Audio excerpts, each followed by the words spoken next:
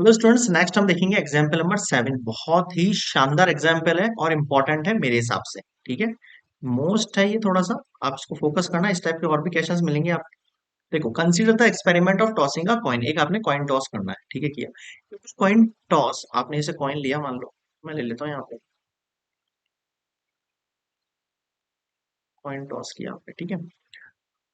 Coin toss करने के बाद उसमें से दो चीजें निकलेंगी, बताओ क्या क्या निकलेगा। सर, एक हेड निकलेगा और एक टेल निकलेगा। If the coin shows head, अगर उसने हेड शो किया तो उसको फिर से आपको टॉस करना है। अब आपको पता है, अगर आप फिर से टॉस करोगे तो उसमें हेड हेड भी आ सकता है और इस हेड के साथ टेल भी आ सकता है। दो केस बन जाएंगे मेरे हिसाब से, ठीक है।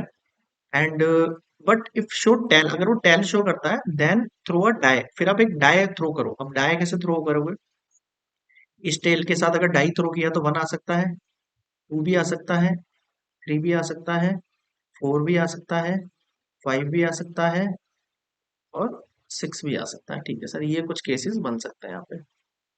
अब सबसे पहली चीज, आपने एक जो है कॉइन टॉस किया है और उस कॉइन से ये सारे केसेस अपन ने निकाल दिए हैं, ठीक है। Find the conditional probability of event that the die show a number greater than 4। तो यहाँ पे लेट करो आप कंडीशन, लेट ई, आपको निकालना क्या है वो देखो। Let E be the event, event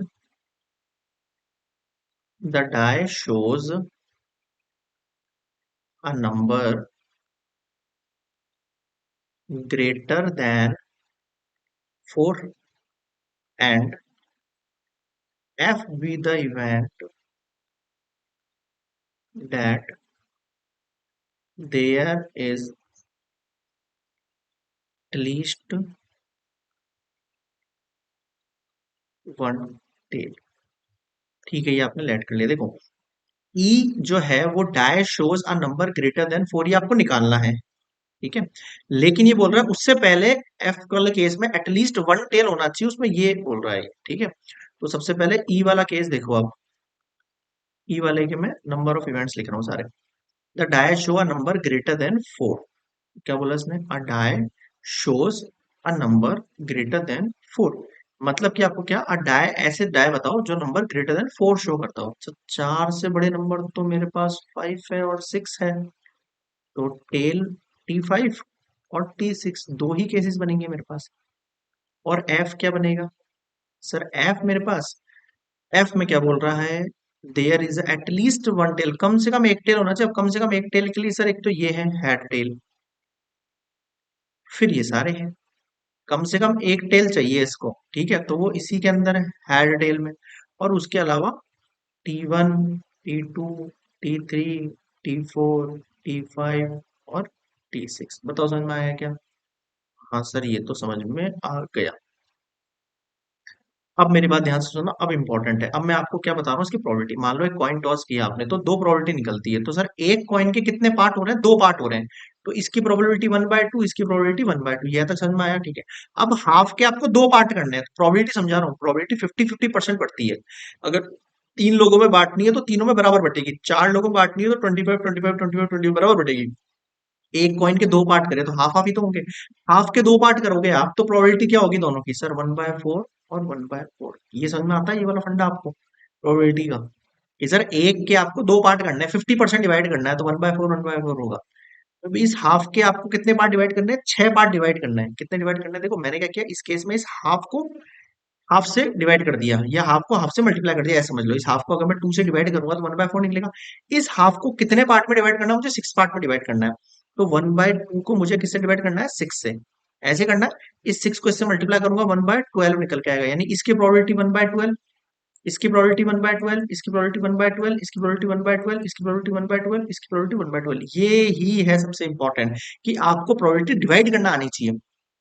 ये थोड़ी पता है कि इसकी 30% आने के चांस है, इसके 40% है। भाई ये तो फिक्स हो गया, लेकिन हाफ के डिवाइड होंगे, इक्वली डिवाइड होंगे जो भी होंगे। समझ में आया? हाँ। इस केस को आप थोड़ा और इलेबोरेट करना। आ जाओ नेक्स्ट स्लाइड पे एक बार।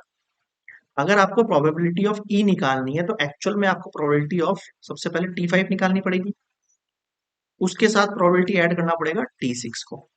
समझे? समझे सर? अब T5 की प्रोबेबिलिटी देखो इसमें क्या है सर, T5 की प्रोबेबिलिटी है 1/12 ऐसे करना है ये क्वेश्चन। कितना होगा 2/12, 2 1 जा 2 6 जा, this is your probability of E. Probability of F जब निकालेंगे ना, तो उसमें आपको इन सब की प्रोबेबिलिटी निकालनी है। किस किस की sir? Probability of head tail की लिख दो, फिर हेड टेल के बाद फिर सबकी प्रोबेबिलिटी ऑफ T1 लिख दो, प्रोबेबिलिटी ऑफ T2 लिख दो, प्रोबेबिलिटी ऑफ T3 लिख दो, प्लस प्रोबेबिलिटी ऑफ T4 लिख दो, प्लस प्रोबेबिलिटी ऑफ T5 लिख दो, प्लस प्रोबेबिलिटी ऑफ T6 लिख दो। अब आप देखो HT इसकी प्रोबेबिलिटी क्या थी, 1/4 थी। T1 इन सब की प्रोबेबिलिटी क्या है, 1/12, 1/12 बाय 12 बाय 12 बाय 12, कितने हो गए, 3 3 6, ठीक है। ये एज इट इज रखो, 12 कॉमन हो गया, कितने हो गए ऊपर, 6, 6 1 जा 6 2 जा, तो समझ में आया?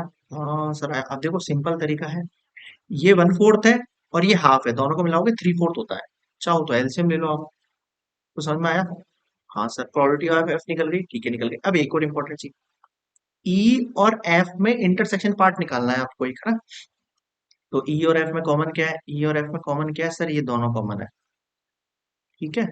तो सर इन दोनों के हिसाब से एक T5 केस बना और एक T6 केस बना। अब इसकी प्रोबेबिलिटी मैं आपसे पूछ रहा हूँ, आ जाओ नेक्स्ट स्लाइड पे, इस पे भी तो मानने नहीं वाला ये। Probability of E intersection F अगर निकालना है तो प्रोबेबिलिटी ऑफ आपको T5 लिखनी है, प्रोबेबिलिटी ऑफ T6 लिखनी है। तो T5 की प्रोबेबिलिटी अभी बताई थी मैंने आपको, 1/12 प्लस 1/12 जोड़ेंगे तो 2/12, 2 1 जा 2 6 जा। अब आपको कुछ नहीं करना है, बाय द वे मैंने फालतू निकाला, ई की तो जरूरत थी नहीं मुझे, चलो ठीक है। Probability of E slash F कितना हो गया, P E intersection F upon P F. Intersection की वैल्यू 1/6 अपॉन एफ की वैल्यू 3/4। सॉल्व करोगे कितना हो जाएगा, ऐसा। क्लियर हुआ? 1/6 और ये क्रॉस करके 4/3। एक मिनट और चेक कर लेता हूँ मैं, कहीं गलती तो नहीं है। नहीं है गलती, गिवन डेट ये वाला गिवन वाली कंडीशन है, एटलीस्ट 110 वाली। ठीक है, आ जाओ नेक्स्ट स्लाइड। कितनी हो गई वैल्यू है सर, ये 2 2 जा 2 3 जा, तो ये 2/3 3 जा 9 है क्वेश्चन। ठीक है सर, तो ये आपके पास आंसर हुआ है जिसके अंदर गिवन कंडीशन थी एटलीस्ट वन टेल और प्रोबेबिलिटी निकालनी थी आपको डायशॉन ग्रेटर देन 4। ठीक है, एग्जाम्पल नंबर 7 कंप्लीटेड।